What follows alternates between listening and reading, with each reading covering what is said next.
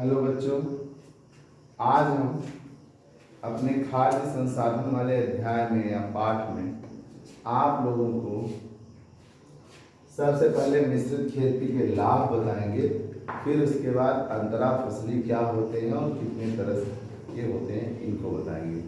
तो आइए बच्चों, सबसे पहले मिश्रित खेती के लाभ।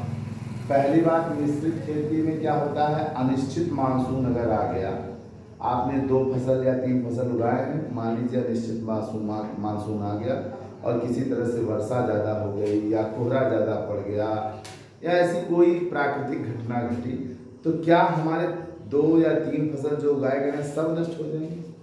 सबके लिए हमारा वही प्रॉब्लम होगा? जरूरी तो नहीं है।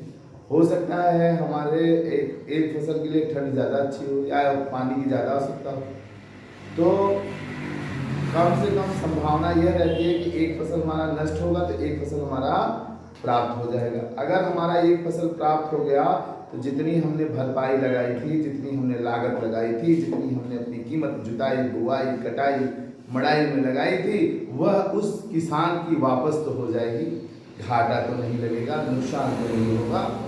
तो मिक्स खेती में, मिक्स क्रॉपिंग में यही उसका पहला फायदा है कि अनिश्चित मानसून के कारण संपूर्ण फसल के नष्ट होने की संभावना कम रहती है, रहती है। ऐसे लिख सकते हैं, रहती है। एक फसल के नष्ट हो जाने के बाद दूसरे के उत्पादन की संभावना बनी रहती है, जिससे खेती में लगी लागत के निकल जाने की पूर्ण संभावना क्या रहती है ना।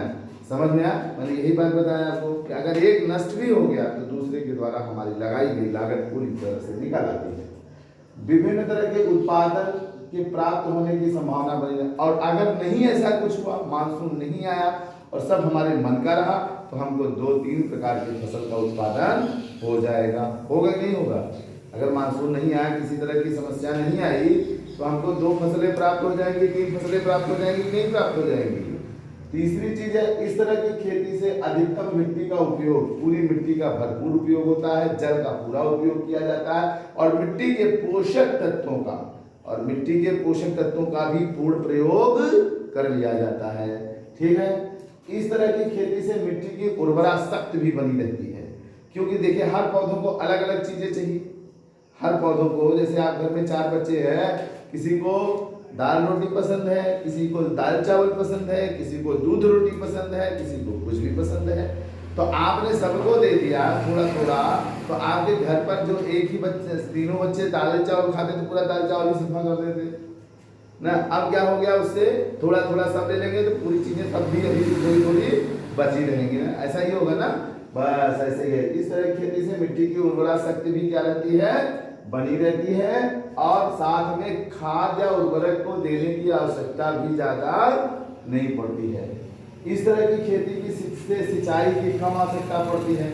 ठीक है। और साथ ही वाष्पन दर भी कम बनी रहती है, मतलब सिंचाई मतलब अधिक पानी की आवश्यकता भी नहीं होती, और पेड़ पौधे जो पानी का वाष्पन इवापोरेशन करते हैं वो भी कम करते हैं।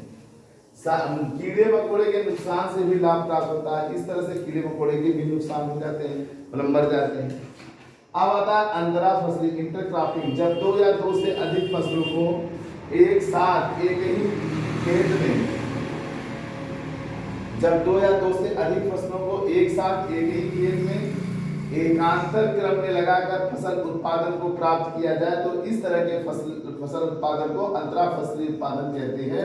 यह मिश्रित खेती का आधुनिक विधि है। यह मिश्रित खेती का, मिक्स क्रॉपिंग का ये मॉडर्न प्रोसेस है। This is the modern process of the mix cropping. ये भी आप जानते हैं। जैसे like to the soybean and मक्का, बाजरा एंड लोबिया, इनको उगाया जाता है, साथ में बुआई की जाती है। अंतरा फसली के प्रकार, टाइप ऑफ इंटरक्रॉपिंग, तो इसके 3 प्रकार हैं। पहला प्रकार क्या है, रो क्रॉपिंग, जिसे हम लोग पंक्ति फसल कहते हैं, पंक्ति खेती भी कह सकते हैं। जैसे आप गांव में निमंत्रण, पुराने, अब तो गांव में भी बफेट सिस्टम हो गया है, ठीक है, निकालिए खाइए, लेकिन पहले क्या था, गांव में सब एक लाइन से बैठते थे, सब साथ में खाते थे।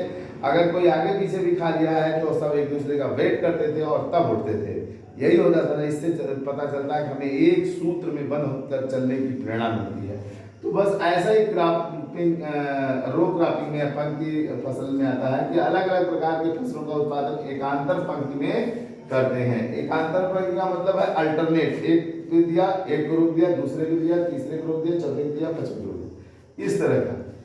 गली खेती एनी क्रॉपिंग, जब फसल के उत्पादन में दो पंक्ति के मध्य में नई फसल या अन्य फसल को लगाया जाए। जैसे देखिए हमने रेड लिया है, रेड का मतलब है कि आप कोई भी एक फसल लेंगे सेम टाइप करेंगे। जैसे मान लीजिए आपने फूल गोभी लिया, फ्लावर क्या कहते हैं उसे अंग्रेजी में, फूल गोभी क्या कहते हैं हाँ? फूल गोभी का इंग्लिश नहीं पता है आपको, बताइए। वाह भाई, कली फ्लावर, चलिए ठीक। तो सुनिए ध्यान से, इन लोगों को फसलों के इंग्लिश के नाम नहीं पता है।